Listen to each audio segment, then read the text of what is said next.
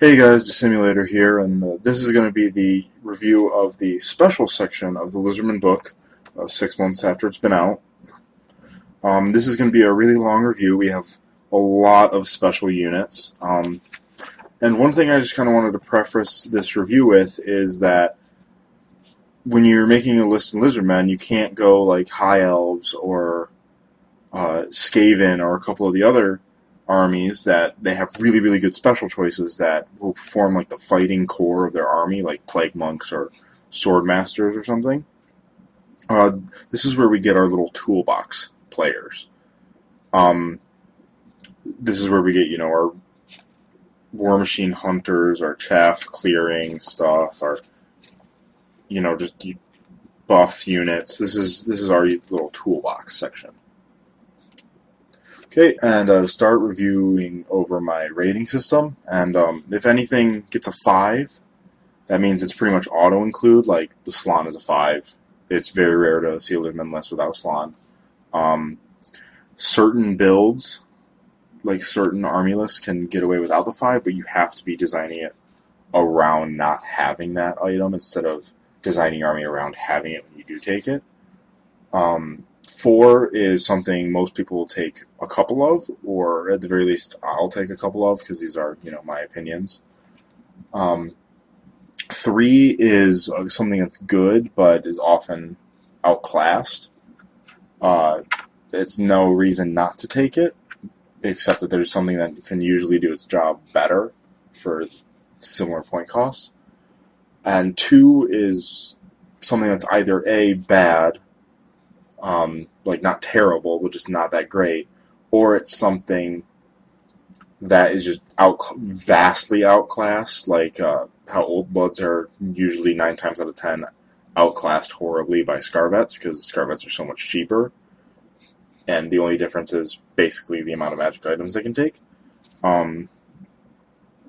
Although very occasionally there will be a really terrible unit, in most situations, that has some specific role that only it can perform, like a Skink Chief, or in this section, Jungle Swarms are going to be a 2+, and I put the plus next to it to indicate that they do have a dedicated role that they can be good in. If I rate something as a 1, just don't take it, unless you're going for some themed list that needs to have it in it to fit the theme. I view 1s as don't even bother looking at it. Okay, first off we have Temple Guard, and Temple Guard are our usual Slann bunker. They no longer have to be deployed with the Slann anymore, and that allows them some more flexibility. They hit hard, they're strength 5, toughness 4, 4 up armor, it's a 3 up against shooting. They're very much a little bit more elite Saurus. They're weapon skill 4 instead of weapon skill 3, which is a big deal at hitting basic infantry on 3s instead. They're initiative 2 instead of initiative 1, which is really just purple sun protection, although it makes it easier to buff them with like Hand of Glory and Bastiladons to reasonable initiative levels. They are the only unit in the army that can take a magic banner. So it's the only way to get the Banner of Flaming, Standard Discipline outside of your BSB. A lot of people like them with if a lot of people like a build without the Slann, like with a unit of Temple Guard without the Slann, to have just be a horde of them with the Razor Banner. That's strength 5 armor piercing, 2 attacks each. That's kind of terrifying. It's also really expensive. They get stubborn and immune to psychology when the Slann's in there, so on leadership 8, stubborn, immune to psych, they're just on cold-blooded, they're not going anywhere. They are definitely a grinded out to the last man unit. They are never going to go anywhere if there's a Slann in there. Even better for our 450-point Slanns, Slann auto-passes Lookout Surge, so if you get that big trebuchet shot or a cannon going through or something that's trying to sneak through your Slann's ward save and take out your general BSB and level 4 all in one go, you don't even have to worry about it. I mean, normally a Lookout Surge is a 2 up, but you still have that 1 in 6 chance of it sneaking through, and oh crap, I just rolled bad, and there goes the game. Nope, they just auto-pass it. Not even going to worry about it.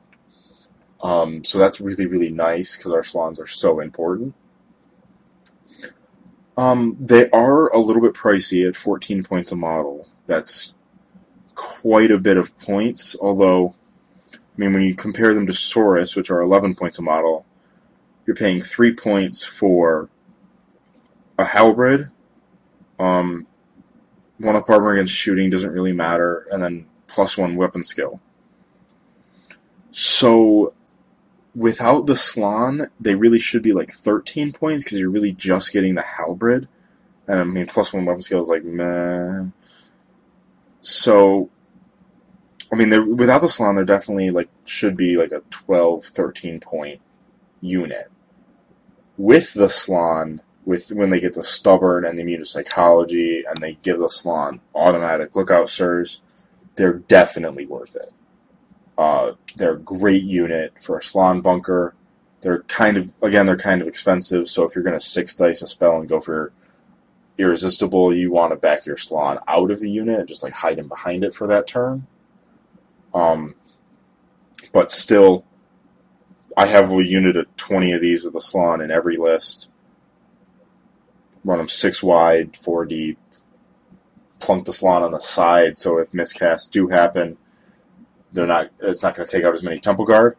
I really, really like these guys. So I gave them a 4 with the Slann, 3 without, because they are a little bit expensive, because they're paying for rules that don't come into play if the Slann's not there. Okay, next is Jungle Swarms, and these guys are really not great. Swarms are never a good sign, because, I mean, they're terrible stats usually. They've got unstable, so that's not a good thing. But I mean, they are unbreakable because they're being swarms, and leadership 10. That's really good. Yeah, just skirmishers are better redirectors. For a unit of 10 skirmishers and a unit of 2 swarms with the exact same number of points, and they both fulfill basically the same role. So those are the direct comparisons most people would give between the two. They have the same between those two. They have the same number of wounds, same stat line pretty much across the board. These guys have poison attacks in close combat, but the skirmishers have shooting and armor saves. They're lower leadership, but who really cares? Skink skirmishers can flee from charges, and you can do double flees and stuff with them. You can't do that with swarms. They're not as fast. They're just all around not as good. You want the shooting, you want everything else. But one thing the swarms do bring to the table that no other unit in army does, and is pretty good, is the They're Everywhere rule. If you don't know what that is, it makes it so that any of our units that are in the same combat as a unit of jungle swarms gets poison attacks. So you've got that big old horde of Saurus warriors. They got charged by something that's toughness 6. You charge the swarm in there, and now all of a sudden, not only does the swarm have poison attacks against that toughness 6 thing, so does all of your Saurus. That would be a lot better if you could take jungle swarms in units of 1 for just 35 points to give poison to Saurus. That'd be great. But they have to be taken in units of 2, which kind of sucks because that doubles your investment because you're just going for that rule. So 70 points for poison versus 35 points for poison, it's not as good. But if you don't have anything in your army that can really deal with high toughness, dropping a couple jungle swarms in there to combo charge into combats is a good way to get it. Usually those skinks with poison shots are better. If you're going for a Saurus-themed army, this can be good. But yeah, they get the 2+ just for that poison roll. Up next is Chameleon skinks, and in my personal opinion, these guys are our best choice in the special section. Chameleon skinks are outstanding. but they don't really look like it first glance. Because I'm going to do these guys, I'm going to talk about these guys backwards, and talk about all the bad things, and then why they're good. Chameleon skinks are 13 points a model. For the price of a chameleon skink, you can almost get 2 skirmishers. They also don't have the option for javelin and shield, which, if you remember in the last video, I said was my preferred option on skirmishers. But even skirmishers with blowpipes, you have 4 shots on the 2 versus the 2 shots from the chameleon skink, most likely. They have scout, which is which obviously skirmishers don't have, but skirmishers also.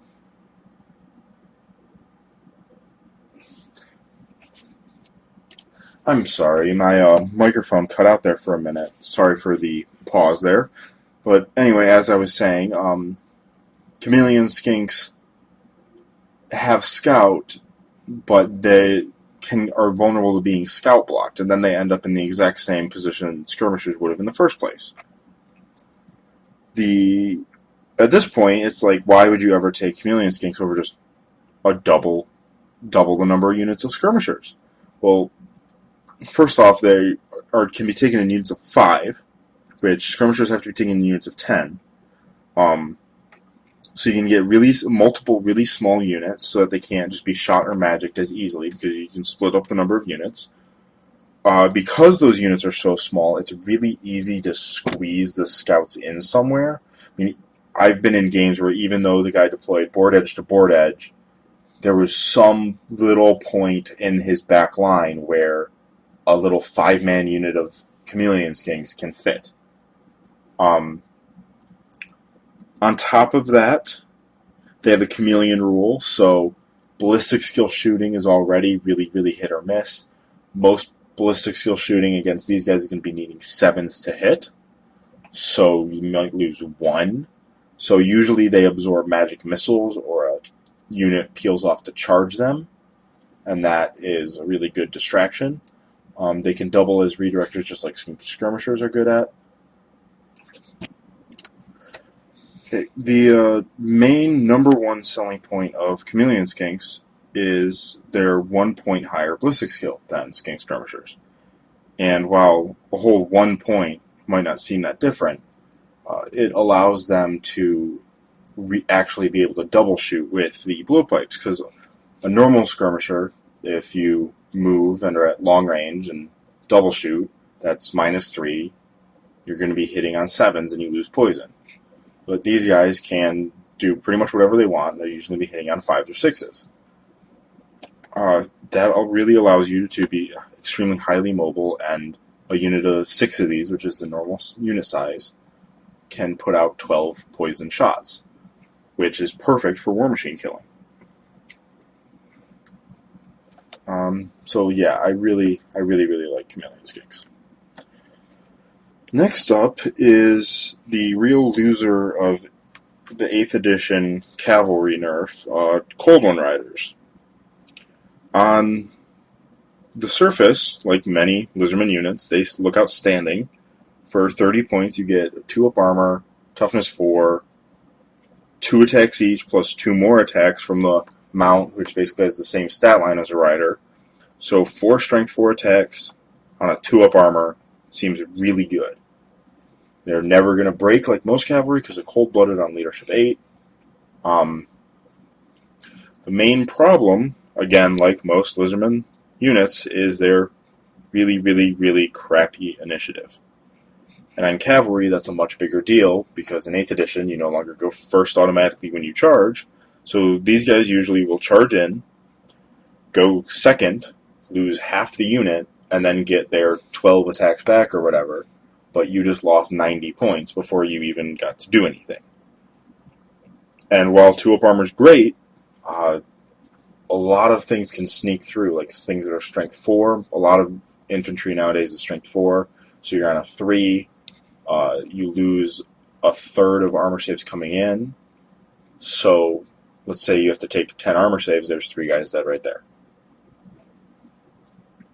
So these guys really do not have a role a unit of 5 or 6, which would be the only real size to take them in, because they're so expensive, is about 160 to 190 points. And while it does get about 24 attacks, you're going to lose so many guys, you're really only going to get 12 attacks, and that's about it. Whereas a cowboy, for a little bit cheaper points, first off is strength 7, and second off, you're not going to lose him because he's got the 1-up rerollable or the 1-up and then 4-up or something, and he's just much better than the Colton Riders is. So these guys get a 2 just because, I mean, they're not terrible. They do have a whole crap ton of attacks, but they just don't really have a role because they all die before they do what they're supposed to. Next up is the Kroxigor, and I mean, they have all the pros that cohorts with Kroxigors did, but don't bleed combat res because they can't target skinks because there are no skinks. The problem that they have is, they don't have the shooting protection that the Skrox unit did. They're not in core, they're in special, so they don't help meet your min-core. They're only 4-up armor on toughness 4, so they're not very durable. And they are pretty expensive. A unit of 3 is going to be 150 points. They're initiative 1 with a great weapon, so they're going after everything. And on 4-up armor with toughness 4, they have the same problem that Colton Riders do, in that most of them are going to die before they actually do anything. They have an advantage over Colton Riders in that they're strength 7, but they don't have as many attacks, and they're nowhere near as durable. So really, these guys are probably the one special choice I would say should never, ever take. Next up is the Stegodon, and the Stegodon's a pretty good monster. The giant bow is never going to hit anything, so just completely ignore that. Because you always want your Stegodon moving, and just from moving and this Skink's crappy ballistic skill, you're hitting on a 5. So, and then on top of that, it's even lower strength than a normal bow thrower. The Ancient Stegodon is much better than the Stegodon, unfortunately, because it gets the +1 strength and +1 armor save, so it's a 3-up instead of a 4-up, and all its attacks, and most importantly, its impact hits are on strength 6. A new change with the 8th edition book is that you can use the skinks on top for initiative tests, so Stegodons no longer just get eaten alive by Purple Suns and Pit of Shades, because they're doing it on initiative 4. So that's really, really good protection from them, and it's a huge boon for them. I would say it's the biggest buff that they got with the new book. The main reason to take a Stegodon is because you want a Stegodon, but you don't want to put it in rare, because either A, you already have 2 Ancients in rare, or B, you want to take a bunch of Salamanders, because Salamanders are outstanding, but they compete for rare points with an Ancient. So you can take a Stegodon in special and leave the rare open for more Ancients or Salamanders or what have you. So these guys, they get a 3 because they're pretty good, but the Ancient is usually the better way to go for a monster. Next up is a Terradon, and these guys are in direct contention with Chameleon skinks because they fulfill pretty much exactly the same role. I'm not a fan of them compared to Chameleon skinks, mainly because Chameleon skinks get to war machines faster because they can be shooting turn 1, and these guys are their turn 2. Also, these guys aren't that great in combat, so even like Dwarf War Machine crews especially will just eat the whole unit, thank you for the free 105 points, and then keep shooting. The one thing that these guys are good at compared to Chameleon skinks is you don't care how your opponent deploys. These guys are always going to be their turn 2, so they're a little bit more reliable. And then they do have the Drop Rocks rule, which is outstanding for clearing out chaff, but really only chaff because full unit of Terradons, no one ever takes units bigger than 3, so a unit of Terradons is 3 Terradons. It's somewhere between 3 and 9, so on average 6 strength 4 hits. And that's good enough to make most chaff units mostly ineffective. That'll kill a Sabertusk, that'll kill a Rat Dart. Harpies will be like one Harpy left. Skink Skirmishers are pretty much the only chaff that can weather that, because they have a 6-up save against it if they have Javelins and Shields, and then, there's 10 of them usually. So these guys are really good at chaff clearing. They're decent at War Machine hunting, but I like Chameleons better just because Chameleons, don't have to get in combat with the War Machine, so they can take out a lot of War Machines a lot faster, because they can usually do one a turn, and then they get there faster. They just are much quicker at what they do. While they're less reliable, they're just faster at it. So I gave these guys a 3 because they're not bad. I'd usually take Chameleons over them. And next up is Ripperdactyls, and this is probably going to be the most controversial unit review out of all the sections that I have, even more than me giving an Old Blood a 2, because people do not like Ripperdactyls. They think that they're going to be frenzy baited, they think that they're too fragile, too many points, whatever. I think Ripperdactyls might be the best new unit in the book. The second best thing to come out of the book, probably maybe tied with the High Magic and being beaten out by Teto Echo. Ripperdactyls have a huge amount of attacks, comparable with a unit of 6 Coldman Riders, except that these guys are flying, and their attacks have armor piercing and killing blow. And on top of that, they have the Toad, which is what brings them up to the attack value of a Coldman Rider unit, but it also allows them to reroll misses. Holy crap. When a unit of 3 models has over 20 attacks with killing blow and armor piercing at strength 4, that's just going to take any knight unit, any high armor, high point value unit, and just shred it, which is something that Lizardmen really struggle with a lot of the time if we don't have Laura Metal.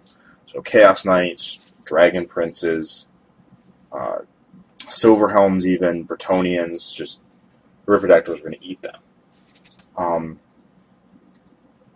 The couple ways that I like to use them is I usually try and run 2 units of 3, because they get better the more that there are of them, because they really are only that great against the unit that is Toad Raged, which, if you have one unit, there's 1 unit of Ripperdactyls versus 1 unit that's Toad Raged, so you have 1 single target to go for, and your opponent knows you have 1 single target to go for.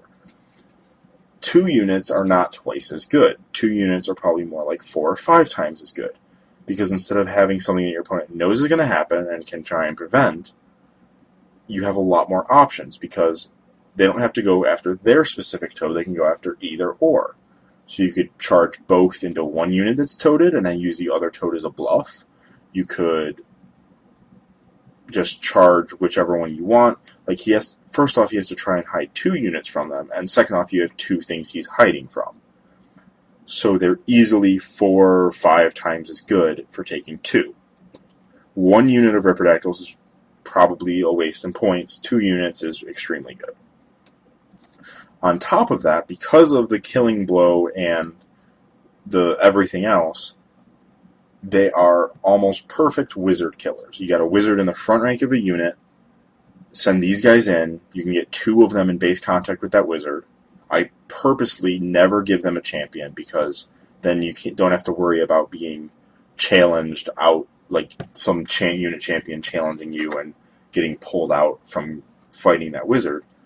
So I always run just the basic 3 guys, and 2 of these guys directing their attacks against that level 4 with a ward, so you can guarantee sneaking through the ward, is absolutely 100% going to kill him. And 120 point, even if they don't do any damage to the unit and just kill the wizard, a 120 point unit in exchange for a usually 250, 300 point level 4 is a very good trade. On the downsides, they are kind of mediocre initiative. The Ripperdactyls themselves are only initiative 3, so a lot of those things that you want to be charging, High Elf Cavalry and Chaos Knights and such, are going to go first. On top of that, they're only toughness 3 with a 4-up armor. So they're pretty fragile. The main thing you have to do to try and hold against that is you really need to get the flank charge, or you need to have some kind of magic buff, like a light buff, that allows you to go first. Because if these guys go second and they're getting the full frontal, like the full rank of attacks with supporting attacks, they're not going to do anything. They're just going to die.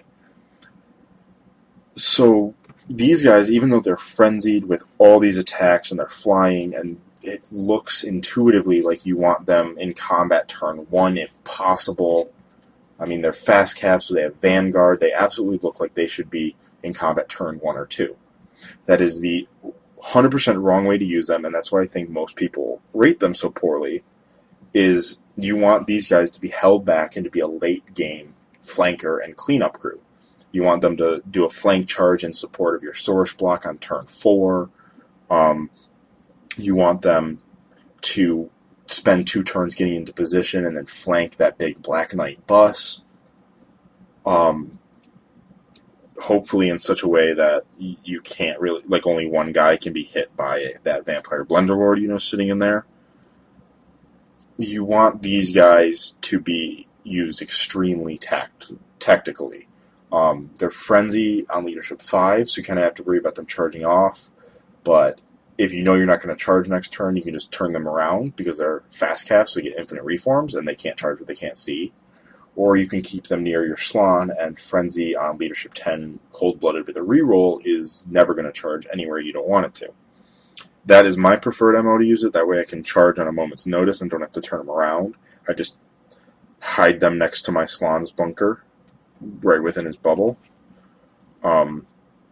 So really the 2 ways to use these guys is either a late game flanker or just suicide them into a wizard.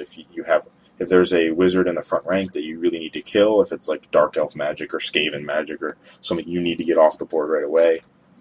And that's why I like these guys so much, is because they're really great at utility either way. If you have 2 units, you could use 1 of each, and then you just have the 2 Toad Rages up. But they're really great wizard killers, which we don't really have that much of, and they're really, really great late-game flankers, and that flexibility is why I like them so much. So I gave them a 4. And lastly, our final special unit is our other new unit, and it's the Bastiladon. And this one's interesting in that it gets worse the higher point games you play. First off, let's just summarize the Bastiladon. It's really highly armored monster. I think it might be the highest armored monster in the game. 2-up scaly skin is literally unheard of outside of the Bastiladon. Most monsters have pretty low armor. It's also extremely cheap for a monster. It's only 150 points. It's one of the cheapest in the game.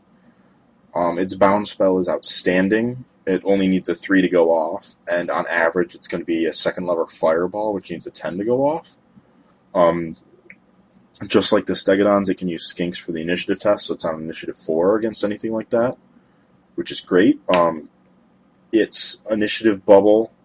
Oh, I should probably say that. I'm only talking about the Arc of Sotek Bastiladon, the Solar Engine Bastiladon. I think the Arc of Sotek Bastiladon is a massive waste in points, because why not just spend those 150 points on about 4 more Jungle Swarms if you're so indent on buffing your Jungle Swarms? Because that Arc of Sotek is going to give you about 2 extra per game. And the Bastiladon itself isn't going to accomplish all that much, so just take 4 more Jungle Swarms. But, so anyway, the Solar Engine Bastiladon gives us very, very slight initiative buff to everyone, and on most units that is really just Purple Sun protection, because Initiative 2, like I discussed when I was talking about Saurus, all Initiative 2 versus Initiative 1 does makes you go simul against Dwarves and Ogres, and that's about it. It doesn't let you go before anything you wouldn't have already gone before, because the only things you're going to go before are people with great weapons. I don't think there's anything else that's Initiative 1 in the game that doesn't also have Always Strikes Last. including the Bastiladon, which is actually Initiative 1 and always strikes last. So yeah, it has no flank and no rear, so that's really nice. It's got 1 strength 10 attack for breaking through high armored targets, which is also really nice. The bound spell, while great, it is a bound spell, and bound spells are really easy to dispel, and they eat up power dice from your Slon, so that's kind of a disappointment on it. For some reason, it's Leadership 6 not stubborn, which doesn't really make sense because the Stegodons are stubborn, and this thing is supposed to be literally a living tank, and it's not stubborn. So if it's ever in combat with a rank and file unit, it is going to lose combat because it only has 3 attacks, and it's not going to break ranks, and they're going to get 2 or 3 ranks in a banner, so it's going to lose right there. And it's not going to be stubborn, so it's going to be like on a 4 to not break, so it's going to run away. So you want this thing to avoid infantry at all costs. That is its bane for sure. Don't let its 2-up armor ever convince you otherwise. It is a buff wagon and should not be in combat. Unless it's supported by, a big Brachiosaurus or something else that has a lot of static combat res. But the reason I say it is better the lower point game it is because the bound spell is outstanding, but it draws dice from your Slon. So whenever you have a Slon, it is kind of a waste to throw any dice at this. You might want to throw 1 dice. You can get away with like 1 Bastiladon with a Slon, just to throw 1 dice at the spell, but really that's something you want to be casting with your Slon.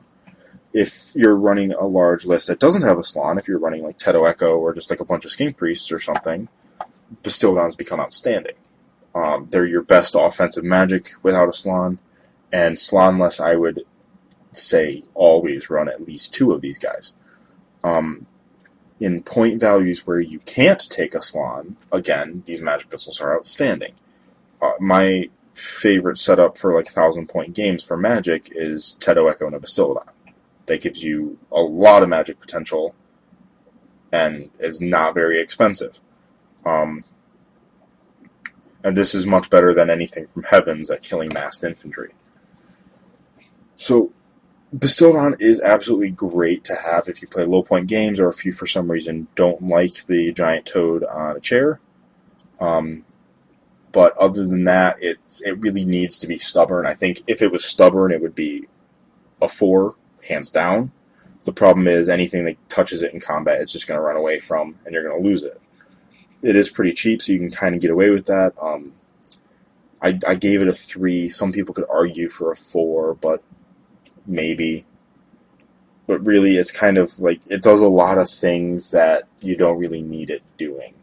So I gave it a 3. Okay, so that's the last special unit, and just going through how I rank all of our special choices. I put Chameleons right up on top. We are really weak to War Machines, Cannons especially, and Chameleons are easily our best War Machine hunters in my opinion. Next is Temple Guard as a Slon bunker. They're a great combat unit otherwise, but they're a little bit too overpriced for that. I love my Ripperdactyl glass cannons because, I run a mass Saurus list, so most of my army is pretty tough, so it's nice to have a couple just blenders in there. Bastiladons are great if you know you're going to be fighting death, if you don't have a Slon, or you just want more offensive magic, or you think that the bounce spell is worth just tossing 1 dice at every now and then. Terradons are situationally useful, so they're next. Stegodon's unfortunately outclassed by the Ancient. The Swarms are right down at the bottom because you only ever use them to give them poison. And then the Cold Ones and Kroxigor are tied for Cowboys do it better. Like Ancient and Stegodons do it better. Pretty much they're a flanking unit that one of them doesn't have high enough strength, the other one isn't durable enough and doesn't have enough attacks. So they're kind of supposed to be our flanking units and just not good at it. So thanks for watching, and next time I'll be back with our 2 rare choices that are worth taking.